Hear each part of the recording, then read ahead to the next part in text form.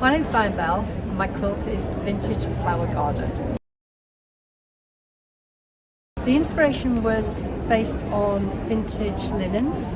I take old vintage tablecloths or tray cloths and I cut up the pretty flower bits and then I embellish them and put them into quilts with either vintage fabrics or what I call look-alike vintage fabrics, pretty floral fabrics to give it a lovely floral design. It's based on the hexagon shape, that's why it's called Vintage Flower Garden, based on the grandmother's flower garden hexagon shape. The techniques I use a template to create the half hexagon, so it's made up of half hexagons, not a whole hexagon, and it's made in strips. And then the strips are pieced together to create the hexagon. And then each of the vintage bits, which are these old vintage slots here, has got embellished by little beads, and I've tried to complement the colour of the embroidery by the colours of beads that I selected. I've also got vintage lace, which goes around the length of alternate strips, and there's little beads on alternate little bits of the lace as well. This took me several months to make, mainly because I had a problem with my template, which took me a little while to adjust, and I think I actually took it apart. It was made, it wasn't going together well. I took the whole thing apart and I put it back together, I recut it, resized it, and put it back together again. And then, yeah, so it took me quite a few months and a lot of heartache, but I had a vision of what I wanted it to be in the end, and that's how I ended up.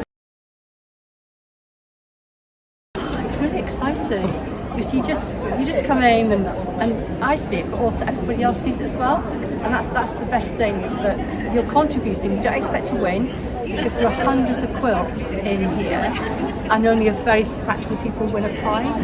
But the nice thing is that you get judges' comments, so that's constructive criticism for me to be able to move forward.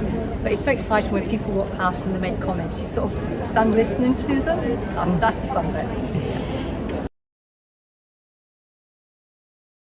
I started quilting about 30 years ago, looking at American quilts when I visited America on holiday, got inspired and dabbled a little bit. And then I joined a class and did my first quilt, which was a hand-sewn, hand-quilted, hand-pieced, everything, sample quilt.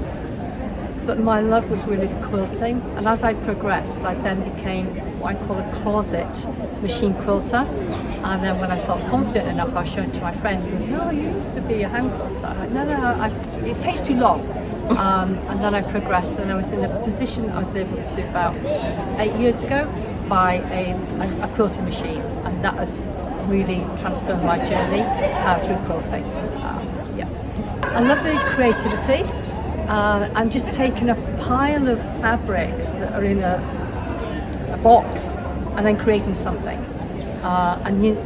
This I had a vision and I wasn't sure it would work, but you just keep going with it and keep going, and in the end you get there. And I like it, it doesn't matter what anybody else thinks. I like it, I enjoyed making it, and it's lovely to have it on show. I love the quilt community. They're like a family.